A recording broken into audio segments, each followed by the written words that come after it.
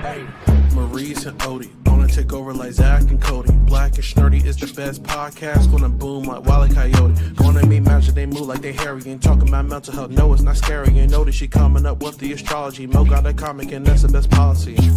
Maurice the goat, talking about animation cause you know. Odie, she moving wavy like the boat. Watching some movies and she taking notes. Yeah, kick back, listen. Black and Snerdy have risen.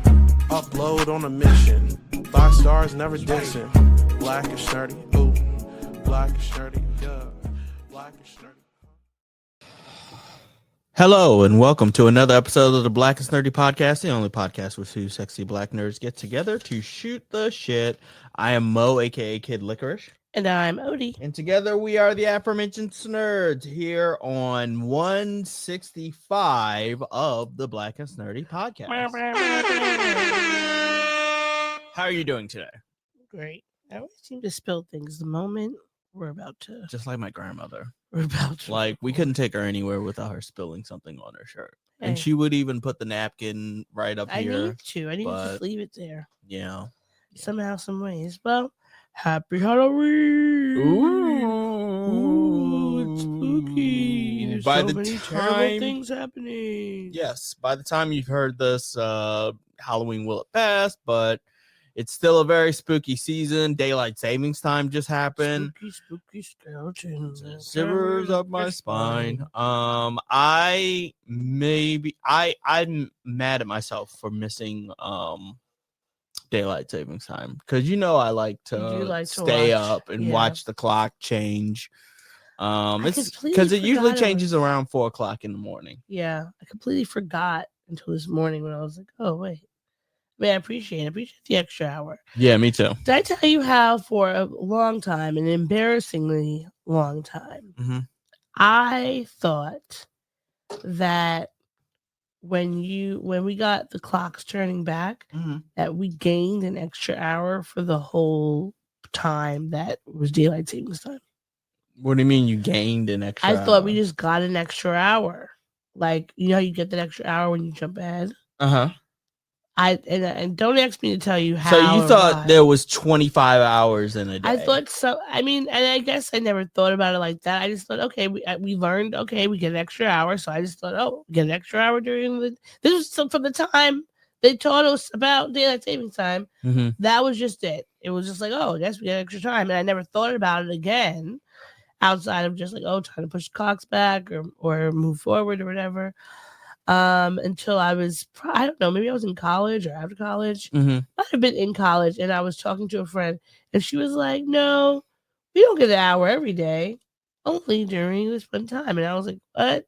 You sound like my friend who... That can't be possible. Who, they didn't believe in unicorns, but they just thought that unicorns existed. Like they had maybe died out. Yeah. Like what's it called? Like the buffalo? Yeah. Like they were introduced to the concept of unicorns as a kid and just never thought about it until they were in a conversation just at like a party or something, and unicorns came up and they revealed that they were like, yeah, well, unicorns existed. Right? I mean, who knows? We don't know if they didn't exist. We just assume they didn't exist. I mean, we'll never be able to know. I'm surprised that unicorns don't exist now with the amount of radiation that has been... Yeah. Maybe they started dying out because of emitted into this world, That we're not getting... Like, I could totally see a horse with a horn. Like, that's something that I could totally see happening. I wouldn't be surprised if deer, is it deer that have antlers? Yeah, deers have antlers. Moose. Moose is plural. Yeah. Look at those moose. Yeah, yes. I was thinking of as told by Ginger at Camp Caprice. We don't say mooses, we say meese, and we are proud. So we sing our song out loud. My head is filled with so much useless bullshit. Yes, well, thank you to all of the great theme songs from the 90s and 2000s that are stuck in our head. Yeah. Speaking of songs, and this is the last random thing before we get into the show. The other day, I was listening to music. We were maybe listening to music or singing randomly with friends, right? Sure. And the Boys to Men song, what it's ABC, BBD, Motown Philly. Motown Philly. Right. I love Motown Philly. Yeah. I remember when my mom got the album Mm-hmm. and we were so excited to hear that song. Great Sure. beat, the lyrics. Aria, stop it. It was like an amazing song, right? Sure. Do you know what ABC and BBD stands for? It'd be funny if BBD stood for Big Black, Balls. Yes, if Big Black Balls stood for BBD. Well, do you know who these? I actually don't know what BBD and ABC, BBD. I knew he was saying something. I didn't know he was saying BBD. Well, You looked up on Genius? No. Okay. Because I don't use... You mean Genius? Oh, sorry. Genius.com. Genius.com. No, I did not look this up. I was singing this song and they were saying BBD. My friend was like, BBD is Belle Biv DeVoe. Oh, Belle Biv DeVoe. Duh. That makes sense. And then, let me see if I can find ABC is Is it a Belle Biv DeVoe song? No, but is it Mickey Bevins who found, let me see, who found Boys to Men? Oh, so it's a shout out to the person who discovered them. Yes. Okay. So Anthony Brian Crenshaw. No. I'm trying to remember. Dang. ABC Motown Philly. This stupid thing is annoying me so bad. Sure. Philly ABC. I'm also just gonna look it up on Genius. It's a name of like a group that like all the kids are singing or all boys can. The name of the group, because I looked it up so I could ask you this question.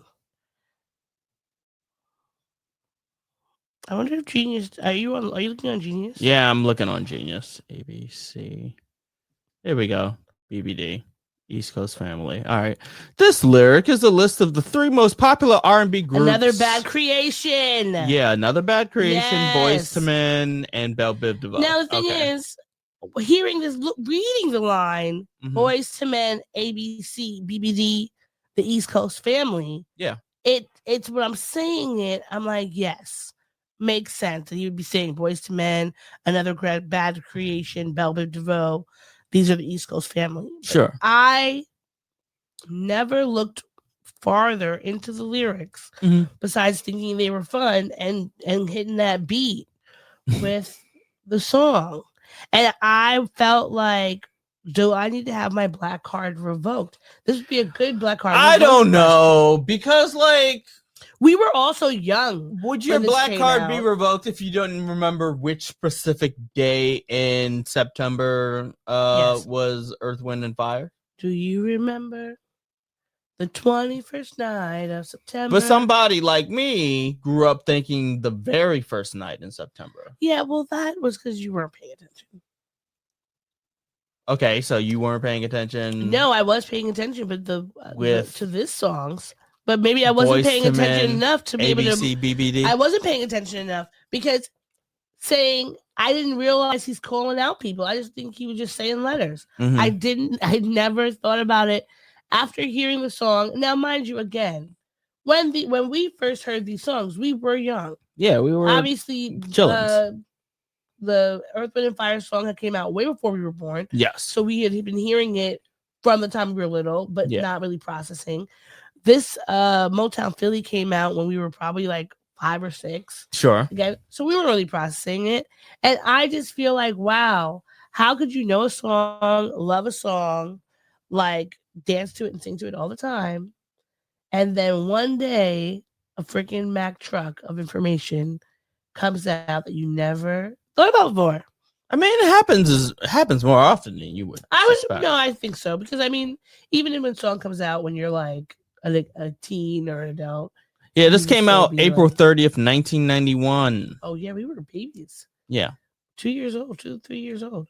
Mm-hmm. We were babies when New Jack was swinging. August? Is it August? I said April. April. Okay, so you were 3. I was 2. Yes. All right. Well, that was my random facts section. Random facts section. I don't have a drop for it, but the closest thing I got is I won't know. I don't want to hit it in case I hit something that's inappropriate. What could you possibly be having on your drop board?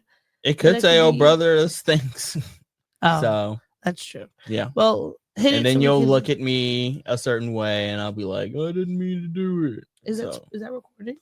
No. It's not going. We don't do that anymore. We do it straight to here. Oh. Yeah. Did you make sure the roadcaster's connected? Yes. Okay. Roadcaster is connected. All right. Well, anyway, let's jump into pop culture. Yes. Let us, as soon as GarageBand is getting away from me and my screen, I will do pop topics. When you want a hot meal without a big deal, what are you gonna pick? Pop topics. All right. Where are we starting? Well, we said Happy Halloween at the top of the show. Yes, Halloween. It is spooky season. And one of my favorite things about Halloween is, yes, the candy is cool, but it's the dressing up part. The candy is cool. The candy is cool. The candy's a cherry on top. Mm-hmm. But being able to go outside dressed in whatever random thing you want to wear and be like super unironic, just like, here I am. I love that. It is fun to look at people dressed up with the most random things. And not only just random, but you could totally tell like the effort levels that people are putting into, because like some people like go all out and do up a whole thing. Other people are just like, hey, I'm wearing a mask, or I'm a unicorn because I have the unicorn pajamas on. A variety of onesie of outfits. You have the people who are trying to do like cute, comfy. So maybe you're gonna have a onesie. Maybe you're gonna come out as Stitch or a bear. Yeah. Shout out to my friend Gladys, who came as Little Kim in the Crush on You video. She did. She looked so good. She looked dope. And then you have people who want to be funny, so they're going to be in like an inflatable. Yeah, which there were lots of inflatables. There were a lot of inflatables. Did you see the inflatable chipmunk outside of the bar? I didn't see the inflatable chipmunk. I did see an inflatable cow, and I think there might have been an inflatable dog, or maybe it was a dinosaur. There was a lot of inflatables I saw.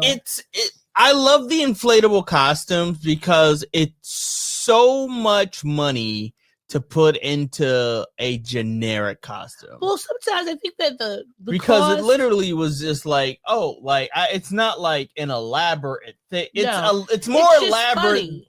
Yes, it is funny because you see this freaking moose in a costume and it's like billowing dancing, everywhere and everything like that, with all the air coming through. I love seeing the fam, like when people do character costumes with like their group. Like I saw when Tamara and I were walking to the museum, we saw this family and there was a peeling banana, a carrot, and I couldn't tell what the other kid was, but it was super cute. It was a little family going trick-or-treating.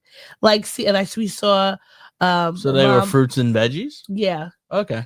We saw a mom and her child were Haagen-Dazs ice cream. Yeah. And they made it themselves. I saw a woman pushing 2 babies in a stroller dressed up as Beanie Babies because they had the big tag that said TY. Oh, that's cute. Yeah. See, like that's the things that I love when people get creative, especially like when adults dress up, because I feel like a lot of times people, even when you think about as a kid, like once you hit like 12, 13, people will be like, trick-or-treating's for babies. I'm like, trick-or-treating's for everybody all time. Yeah. Okay? It literally is the only acceptable time of year where you can dress up. and walk around and ask people for candy. That and whenever Comic-Con comes around. Yeah. But even then, when we have Comic-Con, you always see those people who are like, why are all those adults dressed up like that? Because they want to. Yeah. Because you can. Yeah. And it's a joyous activity. Like, because I'm someone who's very much like, I want to wear whatever I want, regardless. Like, I don't care if you don't like my tutu. I'm going to wear it, unironically, regardless of what time of year it is, because that's what I wanted to fucking wear. And I feel like I wish more people, specifically adults, would have that about themselves. Like, you don't have to be so worried about what other people think about what you're wearing. Just like wear the thing, right? Well, you're what do you call it? You are a clothing freedom person, so I believe that Halloween is right up here. In many ways, you're the Luffy of Halloween. I am. Yeah. Give me more meat. That too. You're Luffy in that way too. So all right. So someone that did a great job this year is a person I love to follow on social media. Their name is Wisdom K. Have you seen their videos ever on social? No. So the way that I found out about them a few years ago, I want to say it might have been during the pandemic, during quarantine when we were all inside the house, where they were started coming up with these videos. But they would just take like clothing that they had, and they would just like make random like fruit inspired outfits and come out like looking really cool, or like anime and movies and things like that. So I always look forward to see what they are wearing, but this is what they came up with for Halloween. Okay. Style Halloween. Okay, so last year I did Christmas. Now we're asking for Halloween. Is this gonna be like every holiday because what's next, Labor Day? You know what I mean? We gotta ask.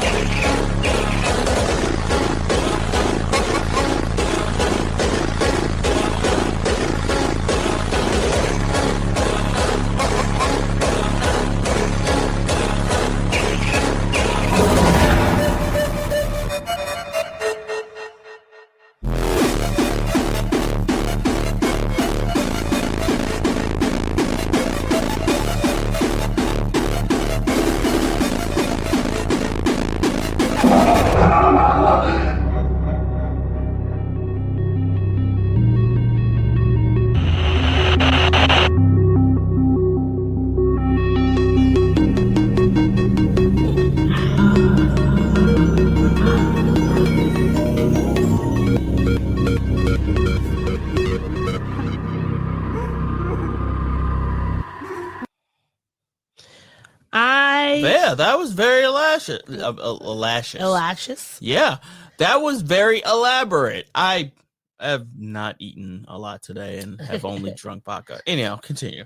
No, I loved it. Like, he's and the production quality of his videos. He's had, even though obviously as he's gotten more popular, the production has been able to spend more money on it. Yeah. But his production value, when you watch his old videos, still have always been amazing. Yeah, like he's always going all out. Like you could tell he's spending hours editing, and but like both the editing and the ideation of the clothing he's gonna wear. Sure, yeah, because the concept of the actual clothing. Because it's like these are things obviously you could wear out. Like they might be a little bit more like dressed up, but you could wear them to imagine these at a Halloween party. Like you look real good. Yeah. And it's like something where you look really cool, but it's not the same like whimsy in Halloween because you don't look silly. No, it definitely gives like more of like a high class couture Halloween. Yes.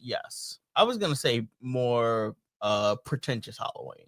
Oh, well, I don't know if I would use the word pretentious. Well, because the only reason I would say pretentious is because I feel like pretentious has negative connotations. Oh, okay. Like you're trying. I see what you're saying. I see what you're saying. I'd say it's more of like, imagine a Halloween party where everybody was to dress up like a character, but not exactly like that character. Well, like your interpretation of what that character that's was. why I think it's like a high fashion. Yeah, sure. Because it's like, say if you're going to like the Met Gala, right? That's technically like a Halloween costume party, so right? it's like, it's kind of camp.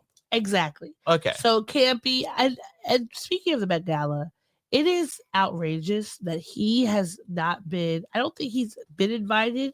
If has been, it's only been once, because I don't think I've ever seen him on the red carpet for the Met Gala. Well, I mean, it's still like the Met Gala. No, but you the know Met what I mean? Gala Like invites influencers like him. Do they? Yeah, they do. They'll invite people who just like online have a presence, specifically like, say for instance, for fashion. Mm-hmm. They're not gonna like, you're not gonna be a freaking. You're not gonna be ISO Speed. No. I can't say his name. ISO Speed. I show Speed. Not him.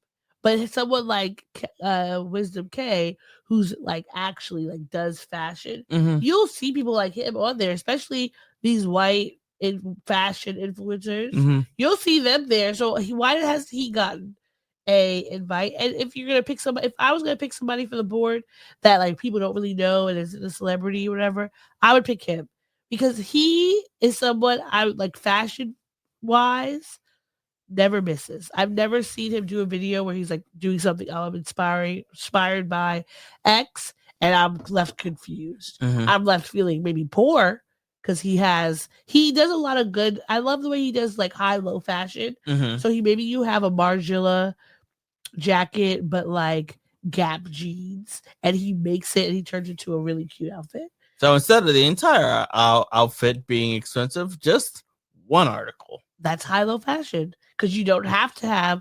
The thing is, with fashion, you want to get quality pieces. Sometimes those quality pieces might cost $500, but you can still find a quality piece for $100 or $50. Sure. You just have to be able to know how to shop, know how to look at tags, what things are made out of, etc. But I love him, and I hope that we get to see him at the Met Gala next year and get him getting some really good like fashion jobs. Because remember we talked about, what was it, last week or 2 weeks ago, how Jaden Smith is getting and got a job. That was a little while ago. He was a magazine? House, right? His face was a house, or he had a house on his face. But he got, remember we talked about him getting picked for, I don't know if it's Vogue or, I don't think we talked about that. Louis Vuitton. We did. No, we talked about him dressed up as a house. I don't think we talked about him being chosen. He got hired by Christian Louboutin. Okay. He is going to be like overseeing. He's taking a creative help for shoes, leather good, and accessories. Oh, good for him. So obviously, like, great. Being a creative director for a luxury brand like that, amazing for him. We know he loves fashion, and he's like, he makes interesting styles. But someone like Wisdom K, to me, is more deserving of that job, because they've been able to create art out of their clothing with little like assistance, because you don't have the budget. You just have your creative ideas, and whatever you got in your closet, you're making it work. Okay. So I thought that was cool. Shout out to you, Wisdom K. We hope to see you on runways and all the fashion things throughout the world, because you deserve it. Yeah, sure. Okay, so where are we going next? All right, so this is, I guess, a kind of a update a little bit. You remember Luigi Mangione? Yeah, what has society labeled him as? A freedom fighter? the insurance killer or something like that. He's like the insurance, assassinator or whatever. People have accepted the 1% assassinator. Yes, there was something like that. Yeah, like, because people have accepted that he probably shot this man, but they also are like, okay, well, he also was the head of the company that denied my grandmother her insulin. Right. Because she didn't make enough. So good for him, But this picture was leaked and had everybody on the interwebs talking because they love Luigi Mangione. But it's Luigi Mangione with Hugo Chavez's former head of military intelligence, Hugo Caraval, who's the man on the right. So I'm thinking it should be him if they're saying it's the man on the right and not right directly in front of him. This picture is funny because it kind of feels like a diversity and inclusion picture that you're going to get at college, because you have like the white guy, the Hispanic, the black guy. They're all together. Imagine a diversity and inclusion photo for prison. Like just marketing that, like, hey, our prisons are diverse. We have all types in our prison. Like, exactly. But we meet our quotas for others. We have black people and others. We have black people, white people, the rest. But people were saying how interesting this picture was, mainly because, like, in jail, it's very segregated, like, yeah, of course. You come in and you stick with your race of people. That's it. Like, there's usually not a lot of overlap. And so folks were saying, like, look at how Luigi Mangione is able to connect people. Yeah.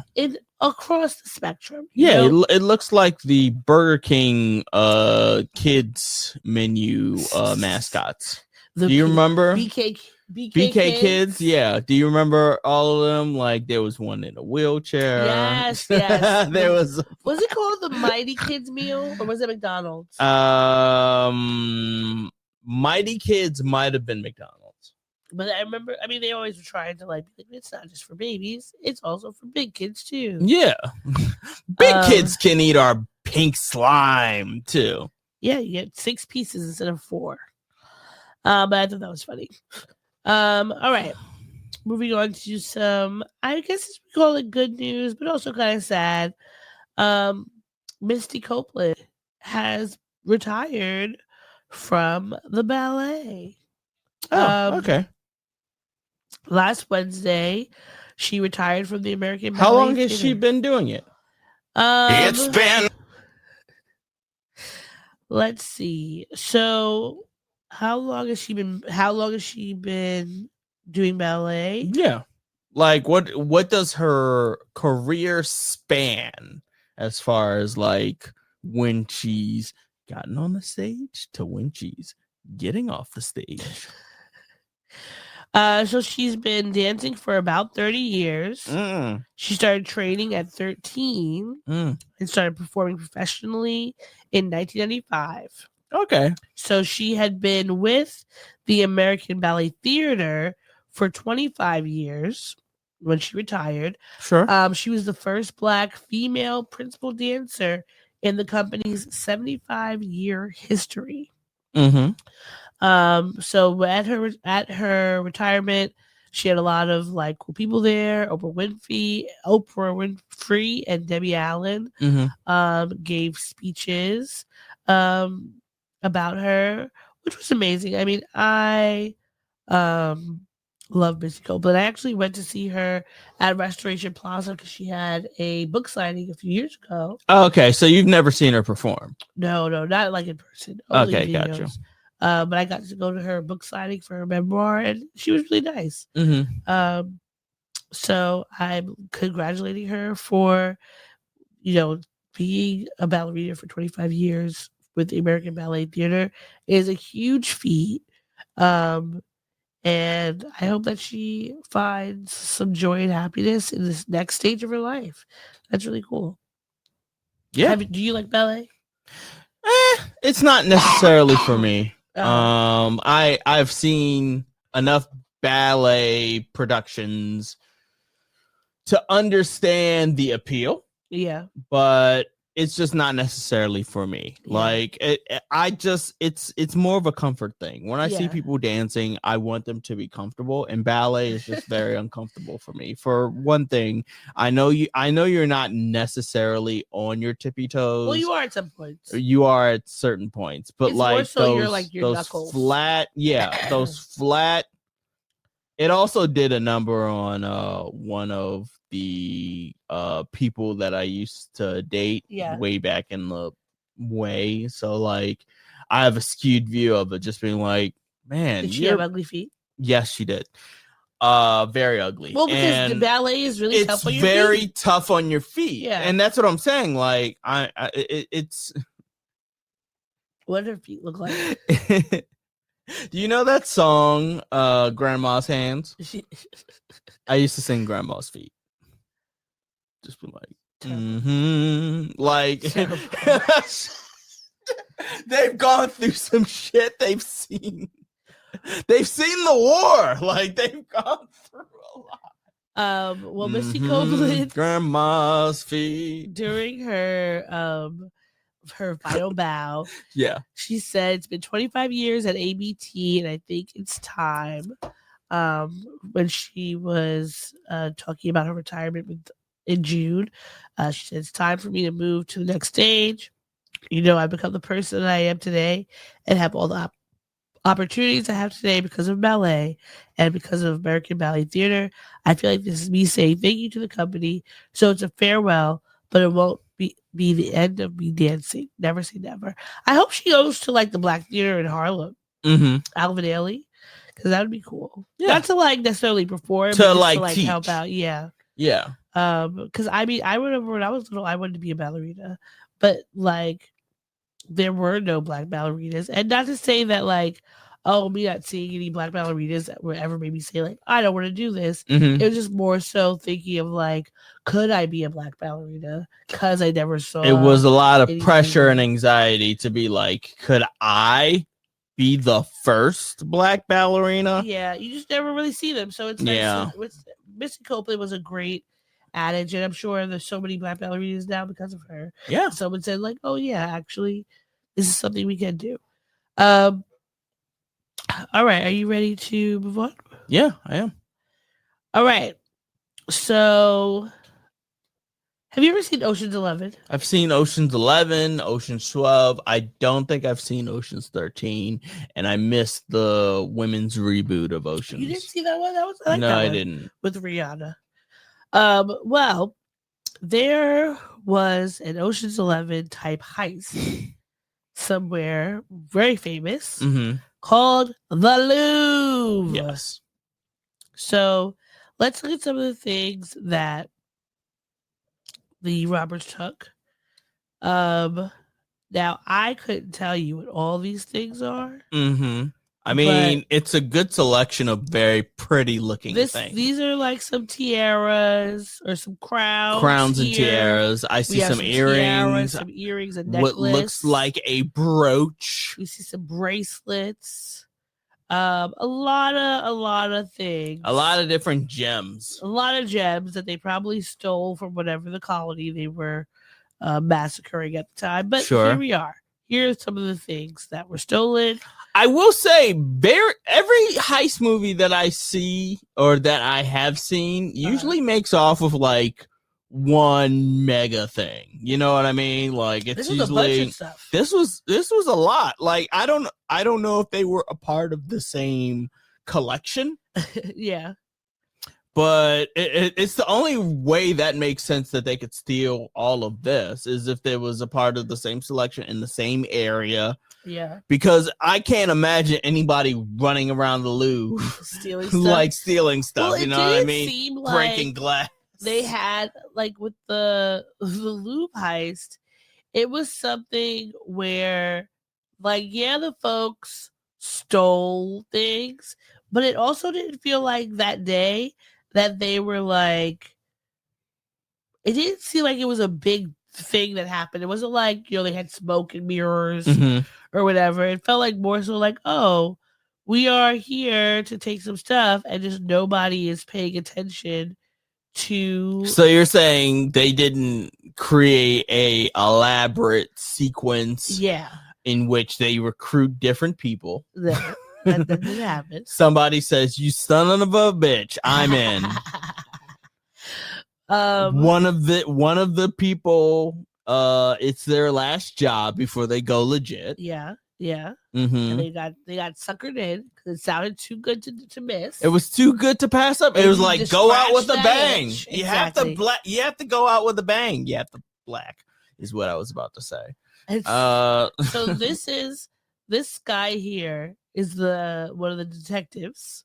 Yes, and I can totally see that. Like he looks like he's supposed to be in the Knives Out. Yeah, movies. He does look like he's supposed to be in the Knives Out. This is like literally, if you were gonna show me a still from the movie they make about what happened, these two people here, exactly what I would expect. Can I tell you something? I think we both give too much respect to detectives and too little respect to detectives. Yeah. It's a weird dichotomy. I think I say we give too much because there are a plethora of fucking procedural shows that I'm sure that you digest where it's basically an investigator joins up with the police officer and helps them to, because detectives are figure out what's going on. But each of them has a hook. Like one of them, Castle, was like, "Hey, I write books for a living." Sometimes it's Elsbeth, where it's like, I'm like an overseer of the police to make sure that they're not stepping on necks and shit, but also I'm a quirky mom. Or like high potential, or just like I'm a high functioning A-type. Yeah. But also these people are really good. I mean, most detectives, I would say, in general, if we would take, because TV skews them a lot, right? Yeah. But generally, you have detectives who they go from being beat cops to just being people who are on the street looking around. And then when you see that the people have more potential outside of just like stopping folks and they're using critical thinking, then they become detectives. And then you become a captain and you commissioner. It's like a whole thing, right? I want to have see at least some kind of common sense. I want to see more B-level procedurals with B-level detectives. There are a bunch out there who are like, and when I say B-level, I mean that they did not get A's and B's. They got the Shield? C's and maybe D's, and maybe every fourth case they get it right, but by and large they're just like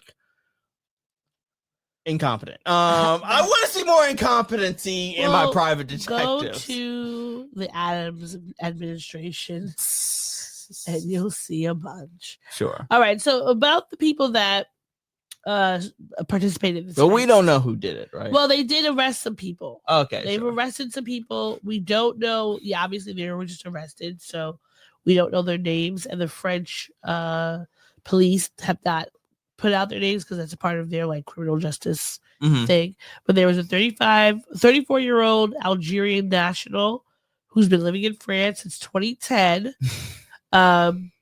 who is being suspected as being one of the two thieves who entered the Apollo Gallery where they stole these things with disc cutters to cut into the display to steal the jewels. He was arrested on October 25th, trying to take a flight out of Charles de Gaulle Airport, one-way flight to Algiers. That was it. I feel like he should have took a boat. Like he should have tried to get on a boat. It would have been he would have less conspicuous. Yes. It's just that you can't move. Any movement that you make is gonna be tracked for the most part, and planes are big. It's a big tracker. That's a big tracker. Get on a. They will figure out what your move is if you have bought a plane ticket. There's a train that goes from Paris to Germany. You can get there in like 2 hours. You can go to Greyhound and just say, plop a bunch of money down and just say, hey, I want to buy ticket to anywhere. Actually, give me a ticket. Because in my mind, I would do only cash, a ticket to 3 different locations, and then get on whichever one. And then that's a good idea, so they don't suspect. So they can't. They have to exhaust more manpower to figure out. Oh, did he go to Seattle, Chicago, or Des Moines? Not even saying that those would be the 3 places, but that it's I would at least it's a good start. It's the only 3 places that I could think of at the moment. Well, apparently he was not like a super high criminal, but he did do some. Clearly, he got caught. He did some petty thefts.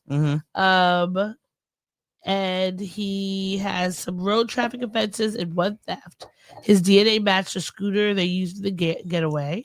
He has been charged with theft by organized gang and criminal conspiracy.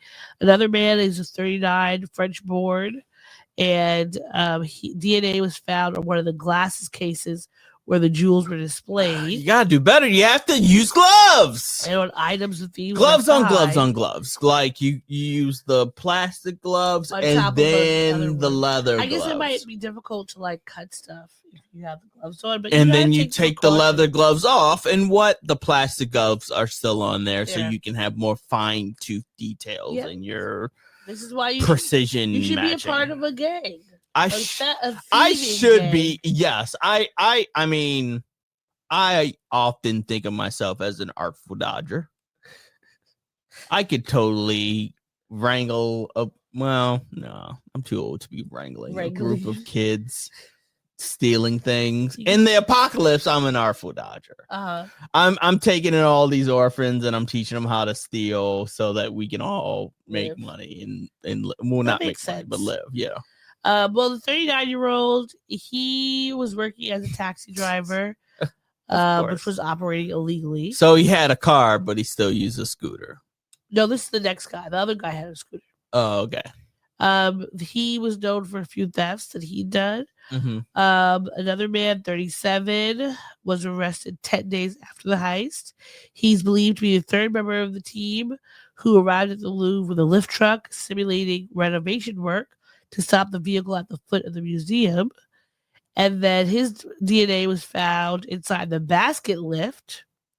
He has 11 previous convictions, 10 for theft. He was convicted in 2015 in Paris in the same theft case as the 39-year-old suspect, so they were friends. See, that's why heist movies aren't fun for me, because in my mind, what they're not doing is not showing that all the DNA is being exposed to these places. You know what I mean? Like you can dress yourself up in however many garbs and suspend yourself from a wall like it's Mission Impossible and do all these things. But what's not being covered in those movies is the fact that they're spraying DNA everywhere. Like, you gotta wear a mask. You couldn't because you cough all the time. So you just have DNA being spread everywhere throughout every instance of the robbery. And someone's like, oh, look, a saliva sample. Yep. Just belongs to Odie. And they're going to come and get you. Well, the 4th person is a 38-year-old woman who was arrested this past Wednesday, is the long-term partner of one of the people. They also have children together. She's denying any involvement. They found some DNA at the place, and she's saying, her lawyer's saying it's due to DNA transfer. So that it was like maybe she held something that her partner held, and then he got it on the basket. Who knows? But obviously, the police are trying to get they got the jewels back. I'm guessing if they didn't say exactly if they did, but I would assume if they arrested these people, if I stole things, I would like dig somewhere around a property that I know. So you would have buried treasure. Yeah. Yeah. I gotta put it somewhere that they're not gonna realize. Like Blue Street. Exactly. Just hide it in an air duct in a building. Exactly. Yeah. No, I would definitely hide my ill-gotten gain somewhere, much like a pirate would. So just make a map of it and then just go there when the heat dies down. And hope that it's still there. Hope that it's still there. Yeah. Makes sense. All right. Let's move on. So early voting has started. I have not early voted. I have not. I'm not gonna at this point. No, Early vote. I'm fine with doing voting on the day of. Yeah, I'm okay with doing it. It's usually in and out where we are. Yeah, even the presidential election. It's not as hectic and crazy. We are not living. I mean, now Cuomo's probably going to try to get like some sort of redlining happening, but we don't live in an area where, they try to like suppress voting to the upteenth degree. Mm-hmm. So we don't have to stand outside in the heat with like no water and all that. So it's generally a good in and out. If you go early or if you go late, you know that you're going to have basically the whole day to do it. But Zoran Mamdani and what's his name? Silva, the one of the guardian angels. Yeah, the one with the hat. Yeah, and Andrew Cuomo were in a debate this past week, and Mamdani is not holding any punches. This was one piece of the debate that I thought was pretty interesting. Mr. Cuomo, in 2021, 13 different women who worked in your administration credibly accused you of sexual harassment. Since then, you have spent more than $20 million in taxpayer funds to defend yourself, all while describing these allegations as entirely political. You have even gone so far as to legally go after these women. One of those women, Charlotte Bennett, is here in the audience this evening. You sought to access her private gynecological records.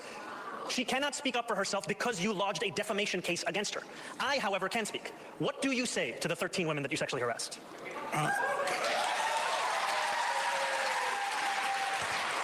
If you want to be in government, then you have to be serious and mature. That's an answer. He gave an answer. That's what he came back with. That's wild. That's the wild. answer. You gotta be mature. So maturity is all about sexual harassment. Okay, correct me if I'm wrong. I thought Andrew Cuomo dropped out. No, Adams dropped out. Oh, Adams! That's what we were celebrating. Oh, Adams okay. was out of here. Okay, He had another party because it's been confusing. The last few days, people have been coming to the door, knocking on. First off, I don't know how they're getting into the building. I'm not letting them in, and they're knocking on the door, being like, "Hey, I hope you're not voting for Andrews." And I'm like. I thought he was gone already. Be out here. They're trying to make sure nobody is voting for this dullard. We already have enough problems in government.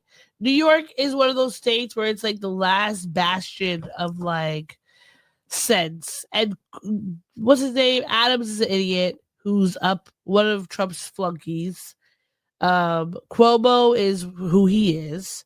So we need to have somebody else in there. We need them. And yes. Not to say that I believe that Zoran Mamdani is going to be just a savior or whatever, but do I think that it has been a long time since anybody in politics have made me felt like they're some sort of savior, the next big thing. You know what I mean? I don't think we should ever think about any politician as our savior. We thought about it with Brock. We did, but we were young and dumb. We were young, dumb, and full of hope. Yes, and so I think that. I love when people talk about politicians. You shouldn't have a bestie politician, right? They should be, these people are public servants. So they are getting into this job to do the bidding of the public and what's best for us. So when they're doing that and they're doing a good job of it, we cheer them on, we celebrate them, we thank them. When they are not, we should be saying, get your act together. This shit ain't right. Do better. And I think that is a good stance to take.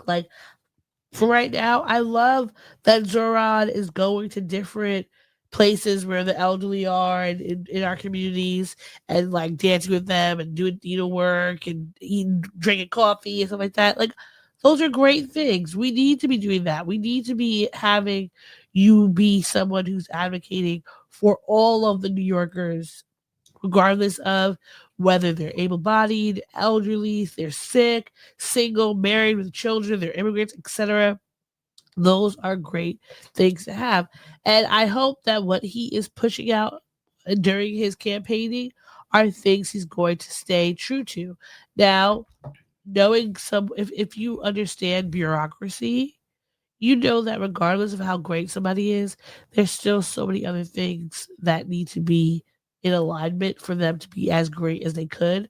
Because once you get in there, you still have to deal with like everybody else in government. Yeah, sure. I've seen The Wire.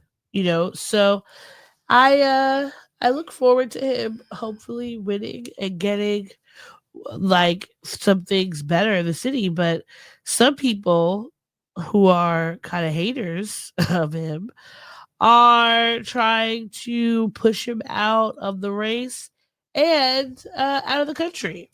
So this person, Representative Randy Fine, is moving to begin the denaturalization process against Zoran Mamdani, so he can be deported. Now, I do not know who this white man is, but he doesn't want Zoran here because he does not want to have a brown Muslim mayor of New York City, which is crazy because why not? Yeah. Like, why wouldn't you want to? Because the thing about Zoran is that hate rarely makes sense. He's brown, he's Muslim. He also, like, I think he was born in Uganda. He has a very interesting background. And it's like, these are the people that you want to be at the head of a city like New York, where you have people from everywhere. They're going to have appreciation of everyone there, recognizing the different types of cultures. Straight white man is the last thing that New York mayor should be. Exactly. Straight white Christian man. It's been a while since we've had a Christian man, let alone, you know. No, we've had enough white ones. We've had enough. Yeah. Picks anybody else because they're not doing anything but bullshit. Yeah. Speaking of bullshit, Trump is demolishing a section of the White House, which I don't think that's allowed. I know that you can make renovations in the White House. I didn't know that you could destroy the outer parts of the actual White House, because that doesn't make sense. You know what I mean? Like, it's a historic building that has been here for a very long time and has stood the test of time. Like, if you could just rebuild and redo stuff in the White House, like, not in the White House, outside of the White House, like at any given point, what's the point of having a White House anyway? What's the point of having such a historic place? So, okay, apparently, under a law known as the National Historic Preservation Act, federal agencies are required to examine the impact of any construction projects on historical properties. Specifically, Section 106 requires the agencies to undergo a review process, including getting input from the public.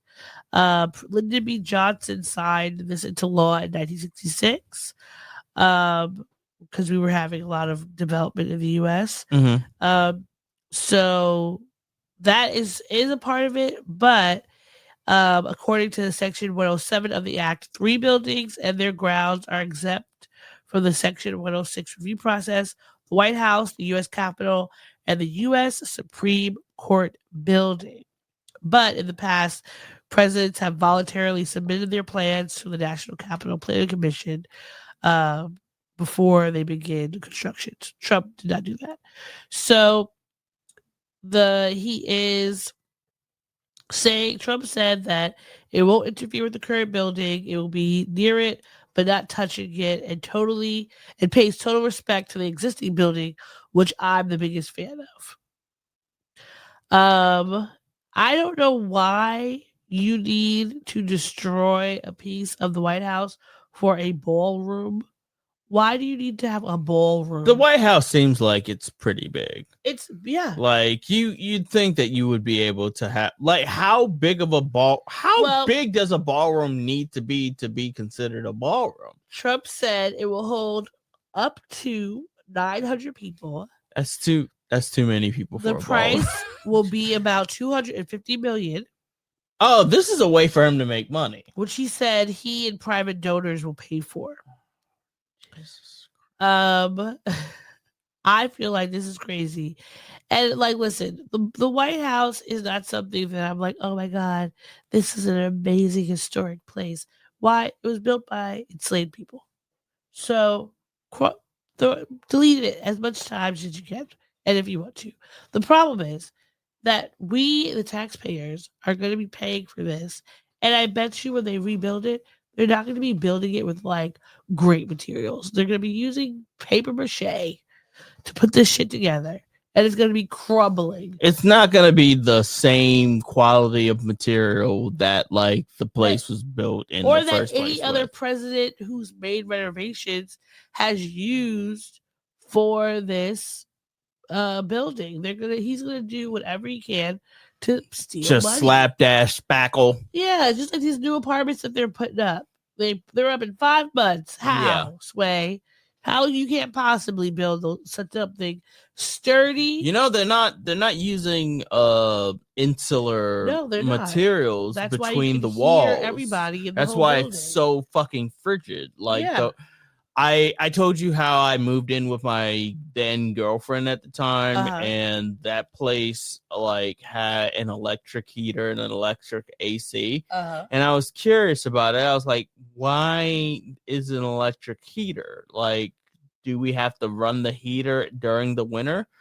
And turned out not only did we have to, but there's no insulation between the walls. So like wind was getting right into the room. Yeah. And it was during like a polar vortex type scenario. Your heat was always having to be on. Yeah, the heat always had to be on, and it was not powerful enough. So you better freaking put on a sweater.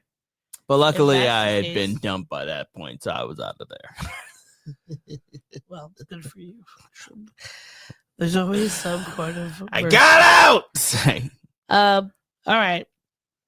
In more political news, folks have been kind of shocked, I guess, to learn that apparently Reverend Al Sharpton was a secret informant for the FBI. I don't know why people are surprised by this, because a lot of those people in the civil rights movement and any kind of justice movement there's plenty of them that have been spies. That's how Fred Hampton was murdered. But let's listen to hear the type of spy he was, and then you can let me know if you think that he's like a bad guy. Clean about his secret past as a government informant. CBS Tuesday Carlin tells us the activist admitted to helping the FBI bring down some of New York's most wanted. I was not and am not a rat. The Reverend Al Sharpton identified as confidential informant CI7, now admitting he wore a wire for the FBI. He helped the government go after boxing promoter Don King, music executives, and mobsters, including Vincent the Chin Gigante, who famously wore his robe and pajamas in public. I was cooperating. Sources say that cooperation likely started after he was nabbed in a drug sting, caught on video. Helping the feds may have helped him. But Sharpton says he went to them because members of the mob wanted him dead. They were threatening to kill me. Sharpton is kicking off his National Action Network convention this week with headliners President Obama and Mayor de Blasio, who defended Sharpton. I think he has done a lot of good for the city of New York and for this country. Retired NYPD Detective Sergeant Joseph Jackalone says unmasking any confidential informant troubles him. You never want this because we need people to help cooperate, so this is an unfortunate incident. Sharpton said he has no regrets. He'd do it all again. Dave Carlin, CBS 2 News. Do you call him a rat? It's weird that he went after, they said, criminals and music execs. Well, because I guess the mafia might have mob ties to these music execs, and they might have been cleaning money with them. I mean, no matter what, he is what he is. I would say he's kind of radish. Well, is being a rat a bad thing? It depends. It depends on if he's a public figure civilian, but he is a civilian nonetheless. Like now they said that they busted him doing some dirty shit. And then he turned and said, I'll help you get some other guys. And therefore that's what makes him a rat. He ratted out in order to save his own skin from some sort of if they didn't catch him and he was like, you know what, I'm hearing a lot of things in these rooms I'm in. You think if he had went to them, that would be different? He would be, because he's still a civilian. Like he's a public figure, but he is still a civilian. But it's the whole they busted you, and so now in order to get the sentence either light or look the other way, I'm going to inform on people. That makes it radish. Yeah. I mean, he did say they were trying to kill him. I think I definitely would try. If someone was trying to kill me, I'm gonna take you out by any means necessary. I'm gonna figure it out. What way? But at what point were they trying to kill him? At that point, how was he already an informant? No, not yet. That's why he said that he wanted to do it because they were trying to kill him. He says that, but they also had you on a bust. So they did. That was when he was still wearing those. You see the true character come out when the pressure is applied. Like, I'm gonna arrest you, and some people hold up and some people fold up. That's why I tell students, don't do crimes. You're not good for them because you're gonna tell. You're gonna fold hard. You're not gonna know how to do it correctly because all of y'all are not paying attention. Yeah, someone's gonna get in trouble, and then next thing you know, gonna be like Christian in Midsummer. Just be like, we never collaborated, we never knew him. We're not a part of that. So sorry that he stole the book. No one stole the book. That movie is fucked up. It was a good fucked up movie though. It was a good fucked up movie. All right. Speaking of things that are fucked up, Kevin McCall, songwriter, is airing out his grievances over a lot of celebrities. He's been mentioning Chris Brown, I think Tyrese. This video of him basically cursing Tyrese out because apparently now Kevin McCall is homeless or dealing with some financial issues. Sure. And he's been calling out celebrities he's worked with in the past, singers he's worked with in the past, because he's like, I've fallen on hard times and y'all are not like stepping up like you should. Tyrese is a buster. That's how I felt. Yeah. When all the home I was getting into it with all my homeboys, everybody in the hood, because I'm famous, but I'm broke. So I'm living on my granny couch. This nigga Tyrese, he got a big-ass mansion at this time. He called it Reese Hondas. He got Benny Hondas in the back. He got a Starbucks, a gas. He got all type of shit. This is my idol. I do music because I used to walk the lights. He's a Benny Hondas in his house? Century and Avalon, I go all the way up the street by myself and watch his talent shows. That's why I do this shit. So he calling me. I really want to be friends with the nigga, but him just calling me is enough. I'm like, ooh, he finna let me move in. He's like, look, you homeless? I'm finna do something for you. You know, he get real dramatic. He's a transformer type nigga. That's what I'm gonna do for you. God told me you don't want me letting somebody else go through the hurdles that I've overcame without at least giving them the gems, if you will. Shut the fuck up. So then this is what the nigga do. He said, so this is what I'm gonna do for you. You say you homeless, you need somewhere to stay. I'm thinking Cuff and say, I got a 4-bedroom, I got a mansion. He say, call anybody, a friend, anybody. I'm gonna get on the phone 3, I'm gonna say, it's Tyrese Gibson. And I stamped this message. I said, if you don't get the fuck off my phone with that weirdo shit, I don't mean to laugh. What do you mean, phone? You do mean to laugh. That's funny. That's hilarious. I'm sorry, but there's something funny about being like, oh my God, I'm a wealthy person. You're on hard times. This is what I'm going to do for you. Call your friend and let them know that you know me, and that'll get you housing. Well, I don't really figure bad about this whole situation with Kevin.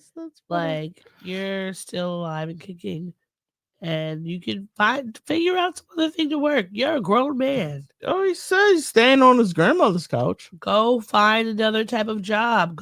Get your construction certification. Go sweep the streets. Go work at McDonald's. There are any kind of ways that you, as a grown-ass man, can find work if you are struggling in your current predicament. So it's Tyrese is a clown, but like him not offering you to stay in his house, like who cares? Also, as Kevin McCall's been going around this teary tour he's been doing, crying on people's podcasts because he's so broke. Something has been, I couldn't remember how I knew of Kevin McCall because I was like, what has he done? Like, who is he? But I knew he was like a rapper, and he has worked with a lot of singers. Sorry. So when you look up his like background, he's best known for working with Chris Brown. He signed in a joint venture with RCA Records. He signed Chris Brown in a joint venture with RCA Records in 2012. So he has written a lot for him. I gotta blow my nose. He has 3 albums. I've never heard of them. Well, one came out in 2018 called Sincerely Kevin. And then he has the Eargasm 2.0 and the Eargasm 3. Where is the Eargasm? Yeah, where's the Eargasm 1? You Part 1. All the way to another place. He has a lot of mixtapes. He has some singles.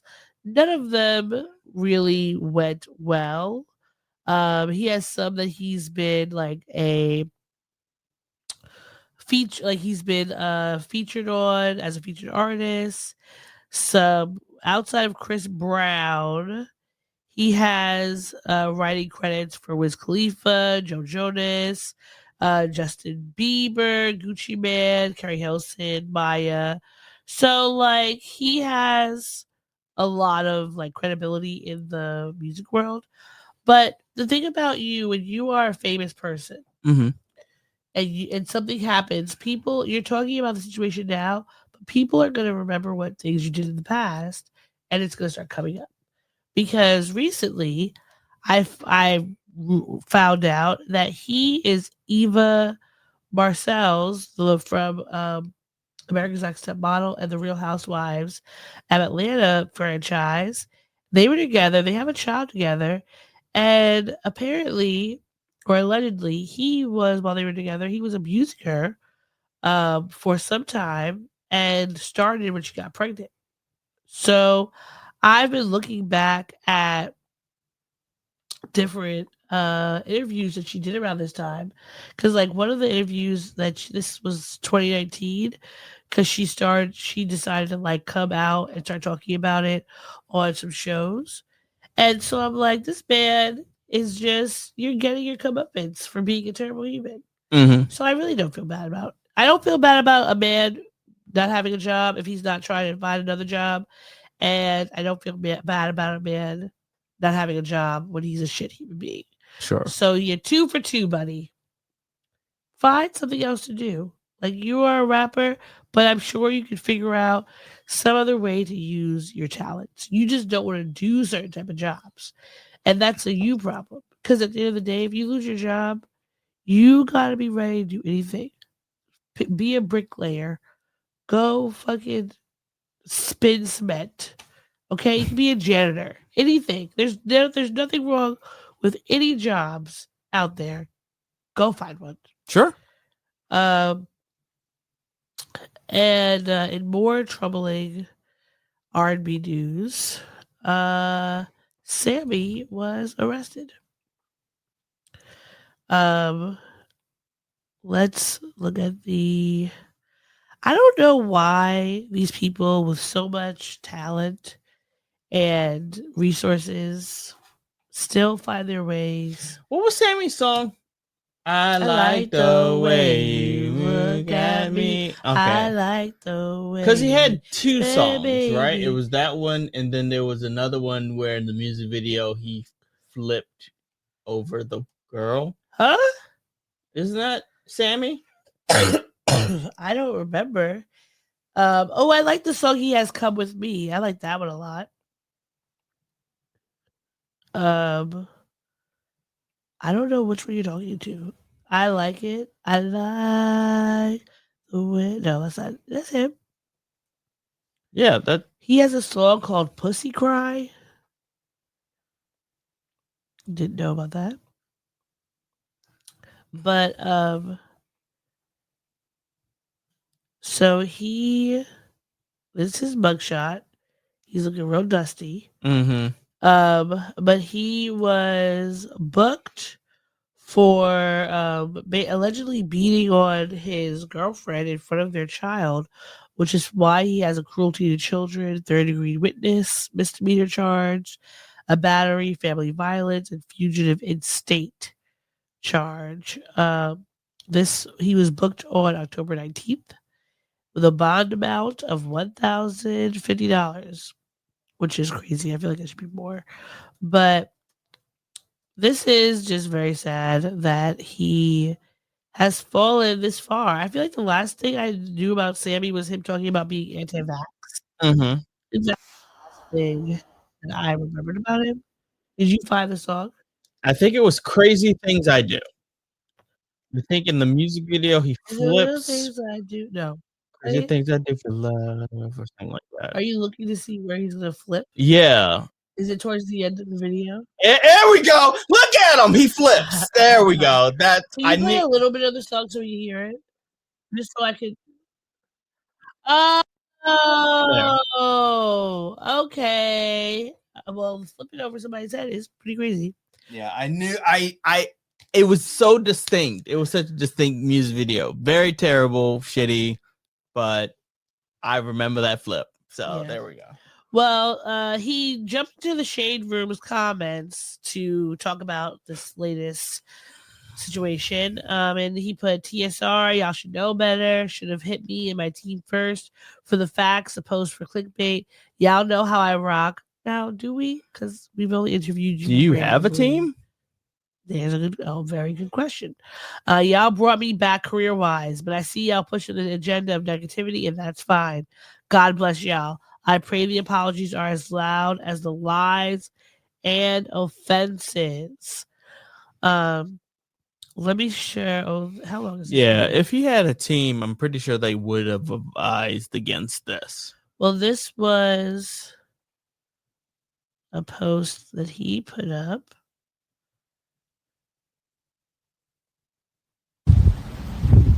Happy Sunday, first and foremost. I'm gonna let God. Happy Sunday, first and foremost. I'm gonna let God have his say, and the courts have their say, and the truth shall set you free. Love. I appreciate y'all. Thank y'all for the concerns. Love. Okay, that's enough of that. So, is God having his say about you allegedly beating up your girlfriend in front of the baby? That's what it says. He did it in front of their baby. Yeah, that was the whole thing. That he was beating up the girlfriend in front of the child. That's why they put the child endangerment or child cruelty. I see. The men in the music business are not doing well, but the women are. You read my mind. The women in music have been doing some good things. So, have you heard of Mona Leo? Mm-mm. She made that song. Well, she has a new album called Sexy Salon. Sexy Salon? Sexy Salon. It's well, Salon is a name for Black Americans that came out. Well, it's started a few years ago. But the new single is called Sexy Salon. I believe that's the name of the album as well. But I love the video because she is ending the diaspora wars, and saying, like, listen, we're all Black. She said, we're all Black. When cosplay is over, they're not trying to figure out if you're from Haiti or Jamaica. I wanted to show solidarity across the diaspora.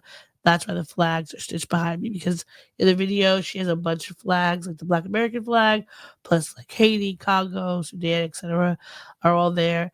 And I love that because we deal with friggin' diaspora wars all the time. Mm-hmm. So having someone who's like, no, we're off that, I appreciate it. Sure. Have you said you have not heard of her? No. So you've not seen the video or heard No, of I the have song? not. It's No, the no. one that's like, if all the white people to the back, and if you're not, it's like, if you're not black, get out or something like that. I don't know. I love it. She says, I need my reparations, bitch. You gotta bring me my shit. These bitches, my kids. I've been dreaming about fish. You're never supposed to put your purse on the ground, but I'm slamming this curling purse on the concrete. So I love the video, and it's a great song. So if you have not watched it, if you haven't heard of it, go look for it. Also, we have a new album coming from Meg Thee Stallion. Mm-hmm. She has a new video for the lead single, Lover Boy or Lover Girl. I think it's called Lover Girl. That's a good question. What is it called? Hold on, let me look. I think it's called Lover Girl. We were just watching it. My man, my baby. Lover Girl. Okay, so it is Lover Girl. So what did you think of the video for Lover Girl? I've never wished to be a chair more. It is Lover Girl. She definitely was doing what she needed Very to do. provocative. Very provocative. Very, very enticing. Yeah. Expect nothing less from Meg Thee Stallion. She's amazing. Yeah, she is. Very beautiful. She's very gorgeous. sexy. She's talented. She makes great visuals for her projects. Some people said they didn't really like the song because they felt like it was basic, but I'm like, what? She's dancing around talking about my lover boy, my baby, and it has all the elements that you can expect from a Meg Thee Stallion song. Yeah, and every song doesn't need to be freaking Chaucer or whatever. Like, it's fun. Why can't we have fun songs? And if you listen to the album, I'm sure there's gonna be more that have like depth to them. Mm-hmm. But why can't we just have a cute, fun song? Even if it's just made for TikTok, who cares? I love it. I want some more of it. So shout out to you, Meg. We appreciate all the things you do. Always bring it. She looked really cute for Halloween. I forgot what her. She was Chozo from Jujutsu Kaisen. Yes. Yeah. She always comes out with a good, usually like an anime themed Halloween costume. And I always appreciate that. A woman after my heart.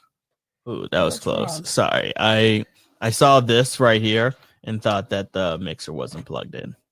Oh, that would suck. Yeah, that would suck. All right. More music news. The men are fighting again. Mm-hmm. Cameron is suing J. Cole over their song Ready 24. So the song was on J. Cole's album or the mixtape Might Delete Later. Yeah, it was. It was a good song. I don't really remember it, but he says that Cameron says he hasn't been properly compensated for his part in Ready 24 and asked the judge to recognize him as co-author of the track. He wants a full accounting of the song's earning, which he believes exceeds $500,000. So, I mean, I Might Delete This Later album wasn't necessarily in heavy rotation when it came out. No, it was only. It had that one diss song that he then deleted. Yeah. Funny enough, later. Yeah. But otherwise, Crocodile Tears, I think, might have been the only standout that I can remember. I don't even remember. I mean, I remember the name, but I don't remember anything that he had going on for that album. Yeah. Because he put it out and then he apologized about the beef. And that was kind of it for it. You know, we didn't really get a lot going on. So Cameron, you know, he's been in a lot of rap beefs recently, or even though his rap beef with it's less beef and Omar more Gooding. disputes. Rap disputes. Because he has not responded to Omar Gooding in anything but his petty patty antics. Because he hasn't gone out and made a song. And Omar Gooding has like 10 songs out at this point. It keeps telling him, like, get in the booth. Come back at me, bro. But we haven't heard anything. Where's the music, Cameron? That's we want. He's not making any music He's anytime soon. Like he's successful with his podcast and once you kind of make that transition over into media, it's hard for you to step back into the booth. Like every now and then Jay-Z will make a song, but by and large he's just sticking with building his empire and being a billionaire and stuff like that. Like Andre 3000, like it can't get him back into the booth unless it's to play more flute. Flute and Loot. That should be the next album. Flute and Loot. Flute and Loot. Money and Music. Money and Music. Flute and Loot. That might be the title of the episode. Flute and Loot. All right. So moving on from music, we have some TV news, some chicanery and shenanigans. And some shenanigans. Yeah. So first thing I wanted to talk about is a new show that Keke Palmer has coming out that's supposed to premiere on her network. And it premiered, I think it should have premiered this past Wednesday. It is called Southern Fried Rice. I'm not going to give you any information besides that. We're going to watch the trailer and you tell me what you think. Okay. Sure. Right? Yeah. So here we go. All right, say cheese. Cheese. Okay. I know I got some explaining to do. I got it. Let's start with the elephant in the room. Yes, I'm Asian. Yes, my family's black. And yes, I've always been hard to miss. This is Coco. College is what you make it. Once you immerse yourself in the opportunities here, I'm sure that you will find W has so much to offer. I mean, to hoe or not to hoe, like. Don't forget who you are. Coco, that girl, Jackson. For a lot of people, this is hard to understand, but black culture is the only culture I know. Okay. Tiger, pride, W, you know. For every person that prejudges you, there are dozens of people that can't wait to get to know you. Yeah. That's why I chose Wright University. So I could be with people who get me.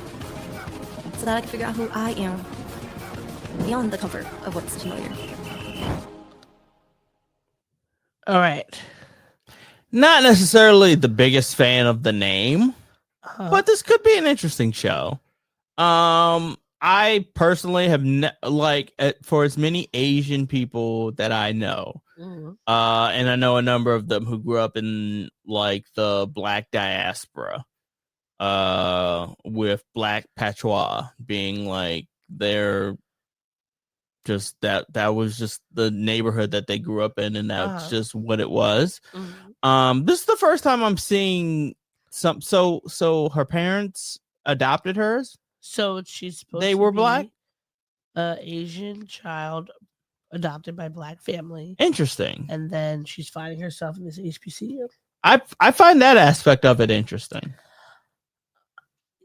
Yeah, because it's something we've never seen before. I've never seen that. I wouldn't even know what reference point to. And there's not like at Howard, there were Asian people, North Asian, South Asian. There were Hispanic people. There were European, like white Europeans. Yeah, they were all over. There's people from everywhere, from different places. That part is not weird. But I do feel like centering an HBCU experience around this Asian woman is weird. And something that I saw they were talking after this came out is they were talking about a different world. And you remember Marissa Tomei was on A Different World? Yes, she in the first season, right? Yeah. And allegedly, when they made the pilots and things, like the point of it was gonna be centered around her. And then people said, "Wait, that's weird. Why would this be centered that is around weird? Yeah, this white woman when we are in a historically black college and university?" And I think that is how I feel about this. She can have all like. Her being a part of like the main cast, but her being this child, I don't know. It's just weird. Now, I was looking for people's responses to it, but I wanted to get like Asian people's responses to it, just to see like, is it something that weird thing is weird? But they're like, no, this sounds like cool because I know plenty of black people or Asian people who've been adopted by black families, right? That didn't see so far. I will say I haven't seen that. This is one of the people I follow on social media. This is what she had to say. Guys, please do not get mad at me. I'm Please do not get mad at me. I'm just keeping it real, okay? Hear me out. Southern Fried Rice. They released a statement. They said, you guys are anti-intellectuals because you guys don't understand representation. You guys don't understand that representation is not just black and white. There's gray in between. And I'm not saying, okay, like, I'm not trying to be rude, but you guys, like, how many of you guys know of an Asian person who got adopted into a black family and went to an HBCU? Raise your hand. Not me. That's the part that is like, that part don't make no sense. And everyone is confused. I have been wanting more HBCU content. Yes, me too. In the media space. It does seem like a very they could have gone with maybe like they could have gone the Dear White People route, where it would be primarily maybe a black woman who has a white dad. Yeah, or something, or like even if they picked like a South Asian, like say, or someone who was from like Trinidad or Guyana, where you're in the Caribbean, so you're raised in this culture that's very mixed and all that of like people might, it is very I would say strange for the jumping off point to be an Asian woman who was adopted by a black family. Not saying it doesn't happen. What about an Asian family who adopts a black girl? That also doesn't happen as much as I know, but it could. And what about like her going multiverse to the theory? HBCU? Everything has happened. You know? So what if this black girl has been raised? Maybe. And you know what? And you know what? Maybe one of the writers on the show is basing their life on this. So maybe it could be a situation like that. But we're all very confused. Yeah. And it's just like I want to have HBCU content like that's actually like centered around HBCU, that's fun and interesting and not the things that we necessarily have gotten before.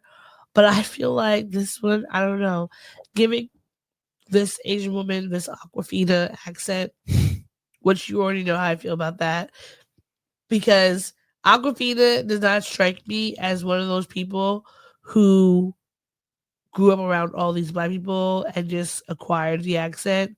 It seems very much like she put the accent on to get fame. Exactly. Yeah. And then because she didn't talk like that in any of her other movies. If you I think of when people say, oh, I grew up around black people, this is why I talk like this. So did I. So what are we talking about here? I've grown up, I am a black person who grew up around black people, and every time you talk to me, you don't sound anything like I do. And it's not to say that like I will code switch, I will use different accents when I'm around different people doing different things because of the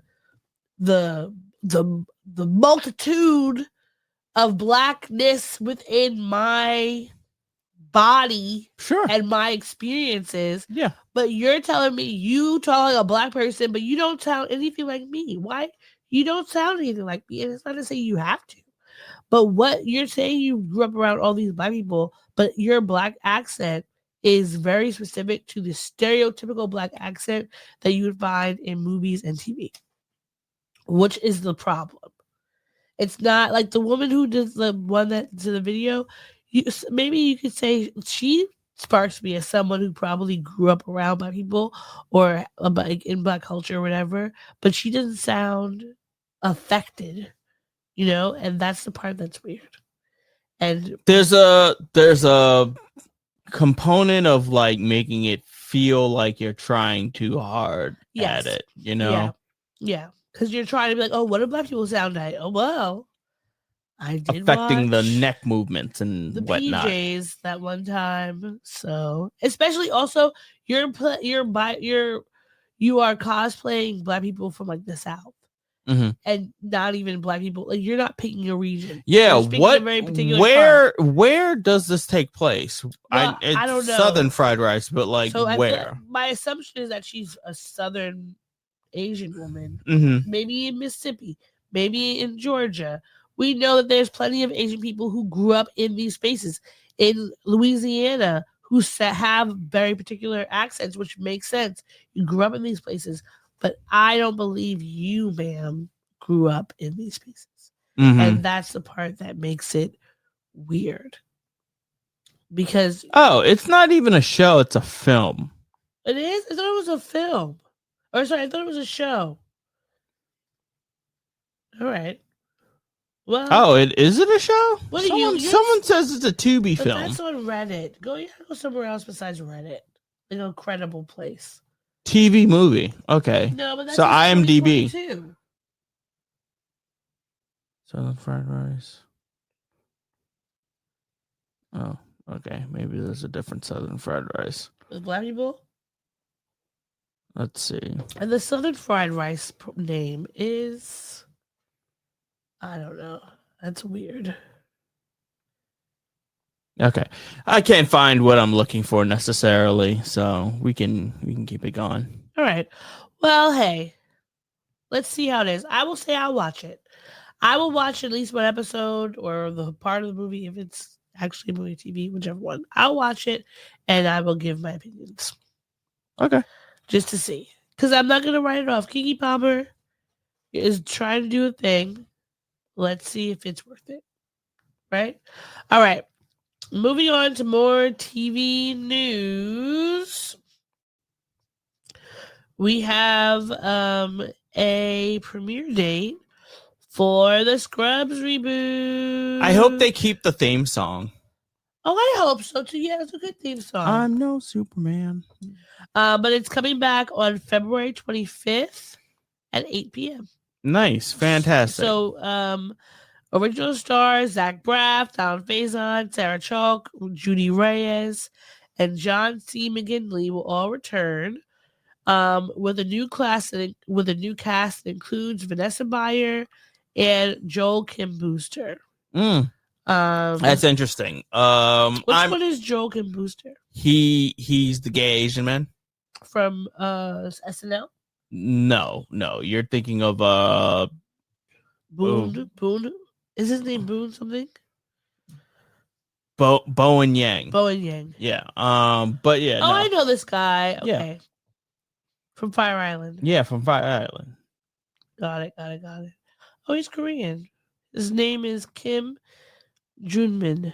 That's a nice name. I like it better than Joel and Kim Booster. Yeah, he talks about in his stand-up, he talks about how he was adopted by like Mormons or some shit. Of course, they're always trying to adopt colored children. Yeah. All right. Well, I look forward to watching it. That should be fun. Yeah, it should be. All right. Speaking of more TV, we have someone who will be departing from their long-standing position, Gayle King. So she has been on the morning show for more than a decade, but is expected to be departing as an anchor of the program next year. So they're saying that Gayle may shift to a different role at the news division that is being thoroughly overhauled under the new Paramount Skydance regime. Her existing contract is set to expire in May. And CBS might want to keep her on board, maybe do something else, but she's probably going to be stepping down from that position. Right. Is, Paramount and all these huge places have been doing a lot of bullshit, so we'll see what happens. Sure. And then YouTube is making some changes. So if you watch YouTube, like it's always been a place for you to go and watch random things that have been there for ages, right? Home movies, pranks, skits, etc. Everything's there. But apparently they are rolling out some updates that are going to change the resolution of some of the videos that have been uploaded. They're gonna do some upscaling. Yes. So if there have been videos that have been uploaded under 1080p, they're going to be moving them up to a 4K. Nice, fantastic. But you wanna see the original quality? Yeah, I want to see the original ones, and because they're using AI for this, it has me nervous. Because I don't know if I told you a few weeks back, my cousin was asking us to send pictures of our grandparents because they wanted to do some AI cleanup stuff with them, right? So, we sent him some pictures, and I had some pictures that I put in AI, and I was like, "Oh, can you clean this up, make it less fuzzy?" And with Gemini, it was okay. They didn't really clean it up too much, but it still looked like basically the same picture.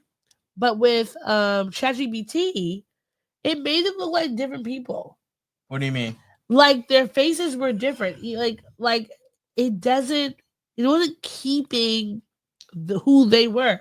If I was looking at the pictures, it would be like if I was making the TV movie version of my family. Like they look kind of sort of similar, but you're definitely not the same person. Sure. So I'm worried that would happen to the people's videos. I've seen some upscale. Okay, so of course I'm the one who has to bring this up. I think video upscaling could be fine. I've seen some video upscaled versions of porn that I know from back in the day that like would be fuzzy now. They've used some video upscaling, and it looks like the people look the same. Like it looks well done, I would say. And it's YouTube, so I imagine that they have tons and tons and tons more money than just your very basic porn site. I wonder, like, you have all this money. Why can't you just hire actual people to go in and fix the videos? Like, well, how would you fix it?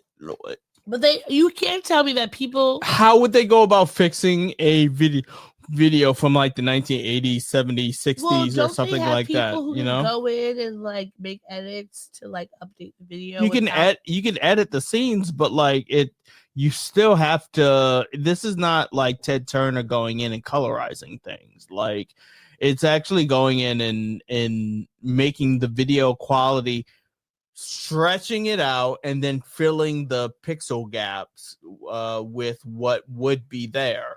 You know what I mean? Like an editor wouldn't just be able to do that. So a person can't do that. No, a person can't do that. If they're going to do this, I just hope that they're doing it in a way that does not. I don't want people to. I don't want to go back and watch a video, and then it's off. Like, you know, like if they have these videos. One, I like the VHS quality. I think that's cool to see the different qualities from different eras. Because we have those tapes from the 1980s, the 70s, the 50s, the 20s. Like, it's cool looking at them in their different quality. But I also, like, how are you going to do that without messing up the actual video? And, like, don't change people's faces. Don't change things in a weird way. Oh, we were watching upscale videos yesterday. Remember when we were looking at the Child Play trailers and stuff? Upscaled? Yeah, those are upscaled. So if they could do it in that instance, for the wider format of the television, if they could upscale it and not change, like, and keep it close to its like what it was, that would be fine. Yeah, that's fine. It's just like I'm scared that they're gonna like change it to make it like not the people. Upscaling is a more like routine process than you would realize, because like we just got finished watching Practical Magic. It wasn't in letterbox form. Yeah, it was in widescreen. It fit the TV, and it was pure. They upscaled that probably. All right. Well, I'm glad to know that, because I was just worried really that they were going to take the videos, put them in an AI thing, and then they were going to come out looking like kind of sort of the same. No.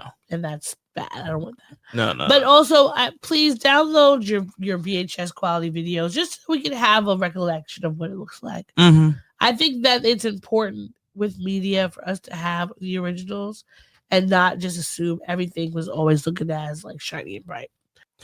Okay, where else are we going now? All right.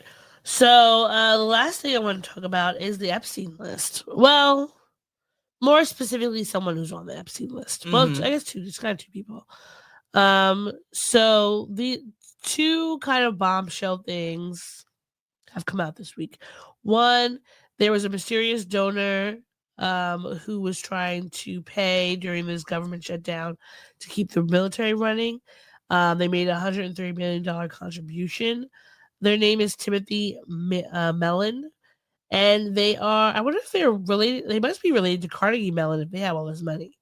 But they are a railroad magnate whose net worth is supposed to be $1 billion. But they donated to keep the government run during the shutdown. But we find out his name is on the Epstein list. Right? And then someone else on the Epstein list that has recently gotten stripped of his titles, Prince Andrew, or the formerly known as Prince Andrew. Prince Andrew. Yeah. So a statement from Buckingham Palace, once they stripped him of his things, says His Majesty today has initiated a formal process to remove the style, titles, and honors of Prince Andrew. Prince Andrew will now be known as Andrew Mountbatten Windsor. His lease on Royal Lodge has to date provided him with legal protection to continue in residence. Formal notice has now been served to surrender the lease, and he will move to alternative private accommodation. These censures are deemed necessary, notwithstanding the fact that he continues to deny the allegations against him. Their Majesties wish to make clear that their thoughts and utmost sympathies have been and will remain with the victims and survivors of any and all forms of abuse. So this means that something is coming, right? I think that it means that they are... And they're protecting themselves. They're protecting themselves because they know that this information is there in these lists that have come out, and they can't hide from them anymore. Okay. You know, like, I think the problem with the royals has been always them trying to sweep things under the rug, handle them privately, etc. But this is a situation where you can't do that. Because not only has the woman who made the allegations against him, she made them to everybody. Like, she said it out loud. Once everything came out with Epstein, she was very clear about what happened. And so they've been trying to sweep it under the rug, but now as more things come out, they can't anymore. So it's not benevolent and like, oh, I'm so mindful and I care about the people who have been hurt. No, they just know that they can't keep it a secret anymore. In an article that came out recently, it says that Prince Andrew apparently was at a hotel in Thailand for a 4-day trip and had 40 sex workers brought to his hotel during this 4-day trip. How come? You do not need that many people. Like 36 more than is needed. They said there was a famous trip to Thailand for the birthday celebrations of King Andrew, representing his country, and insisted staying in a 5-star hotel rather than the embassy, which he always did. Did they say what year this was? I think this was in 2001. Okay. So when did Midsummer come out? Because it could have been a scenario where he wanted one person to have sex with, and then everyone else to just like empathize with and make the same groaning noises and be naked around. For those of you who don't know, I just watched Midsummer, It was very good. It's the only thing that's on my mind right now. Like it was a lot. It was a lot. Watching a lot of YouTube videos about the ending and explanations and stuff. It's a trip. Anyhow, but yeah, that's too many. That's too many people involved. But apparently in 2001, how much money do you have? Why are you paying 40 people? Andrew was 41, having a midlife crisis, and allegedly started chasing lots of women. And he used his excuse as a trade envoy to go on these trips. And so I believe that's when the 40 women came to be. Mm-hmm. And it's too much. There's nothing wrong with sex work, but there is something wrong with you going overboard. And if you're in Thailand, you know he was hiring women who were not yet women. Because in Thailand, that's a big deal. Like the sex work there's young girls, young boys. Like there's a lot of trafficking that goes on there that people don't realize. So you can only imagine like what was happening there. But like, fuck you, Andrew. Nobody cares. Nobody cares. Nobody cares. Nobody cares. Are you looking for the drop? Nobody cares. Nobody cares. Nobody cares. And to think that the way that the crowd couldn't even let Meghan and Harry leave for their own like safety and stripped away their titles. Meanwhile, this man's over here being a fucking sex pest to the nth degree. Yeah. And they only just did it. Yeah. They only just stripped away his titles. Look at how racism works and rears its ugly It's head. crazy. It's crazy. All right. We can move on to the things that made us angry. Okay. Shall we talk about the things that made us angry?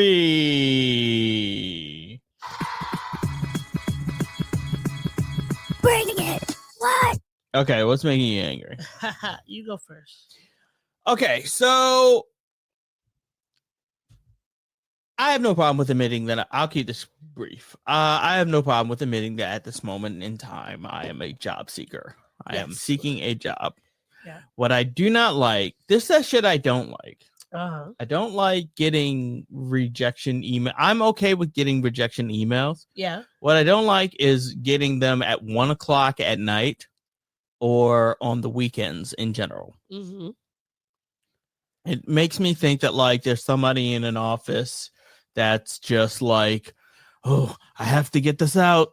You know what I mean? Like, and it makes me think that I wouldn't want to work for that company anyway if you're pushing your people to get out these rejection emails at 1:00, 2:00, 3:00 in the morning or on the weekend. Like I've gotten several today and several yesterday. We record this on the weekends, and it made me think like, gee, like y'all can't wait until Monday. You can't wait to say no or whatever polite way of saying no until Monday. They're not doing it themselves. What's the polite way? Hold on, I'm trying to look for one where they, because it's basically the same thing regardless. Yeah. We've made the decision not to move forward at this time or something like that. That's a pretty standard position. It's a copy and paste bullshit thing. Yeah. So they just probably have an AI bot going in, looking over the resumes, and then. Well, I don't like it. Adjust your hours for your AI bots. Okay, what's making you upset? What's making me upset? Let's see. I think that like in general, adults, we should always be willing to be super mindful of our behaviors and how it impacts others. And like we need to remember that like when you're working with people, regardless of the job you have, that you're working as a team, and so that you need to jump in. Like if you see someone doing something, there should never be a time where you're just sitting there letting them do it. jump up and be like, where can I be of assistance? How can I help? What can I do to make your life simpler? Because this is something that is important in all aspects of your life, whether it's at work, it's at home, your friends, your family, whomever, because you shouldn't be just sitting around while other people are doing things. At least offer. They can say no, but it just makes everything run smoothly. What is the phrase? Many hands make light work. I think we should remember that because we cannot be so selfish and think about ourselves in all instances of our life. There's sometimes okay to be selfish, and sometimes we have to say, you know what? Let me be of service. Let me help. Let me put my 2 cents in to make this thing move faster and go smoother. Because then it makes everybody's life easier, you know? That's it. Okay. Now we can get into the things that made us happy. I'm the baby merchant. Tots are us. What made you happy? No, I already answered first for the last one. What made you happy? Number one, my best friend Tamara was here, and we got to go to a great party with Fun with Friends. Shout out to you, Fun with Friends. You guys did a great job. We went to the Brooklyn Museum and got to see a beautiful art exhibit by, I think his name is Seydou Keita, a photographer from Mali. So go there to the Brooklyn Museum and look at it if you haven't already. And then going to spend our day Halloween with Danny and Keith. That was really fun. Yes, it was. But also what's making me really happy, Nicole Hannah-Jones is opening the North Star Books and Bar in Bed-Stuy in 2026. So she's opening up a Black bookstore, and I'm very, very excited. We need more of it. We need more Black bookstores. We need more Black people doing things. I'm very excited. So the people who are working on the bookstore are the ones who did Bedvine. You've been to Bedvine before. Yeah, I've been to Bedvine. So they Rotimi and Ayo Akinoye, who owned Bedvine Wine, Bedvine Brew, and Bedvine Cocktail, and DJ Johnson, who's owner of the Baldwin & Co. in New Orleans, are going to be creating this bookstore. I'm very excited. So I look forward to it. It's going to be amazing. And we need more books. We always need more books. We always need more Black ownership of stores. So I'm looking forward to it. Yeah. Yeah. What Should be about fun. Enjoying a fun Halloween. Shout out to Kaz and Naz. And shout out to Danny and Keith. Enjoyed spending my Halloween with the both of y'all separate twos. And that's about it. That's about it? Yeah, that's about it. All right. If that's everything, that's everything. Yep. If that's everything, that's everything. Thank y'all for listening and watching the podcast. We will be back next week. And until then, take it easy, keep it sleazy. Proper goodbye. Goodbye. Bye. Thanks for listening to the show. If you'd like to contact the podcast, you can reach us via email at blackandSnerdyPodcast@gmail.com. You can also find us on Instagram and TikTok at Black and Snerdy Podcast, as well as on Twitter at Black and Snerdy. You can find me, Maurice, on all social media under the handle Licorish is Legit. That's LICORISH is legit. And you can find me on Instagram. It's that's OD THATSOD.E, and on Twitter, THATSOD_E. And don't forget to like, rate, and subscribe to us. Tune in next time to the Black and Snerdy Podcast, where nerds of a feather flock together. Remember? Bye. Boy. Not yet. No, this is keeping it. We're keeping this in. Don't forget to take your meds and your subs and drink water. Bye. Bye. I actually want to keep that.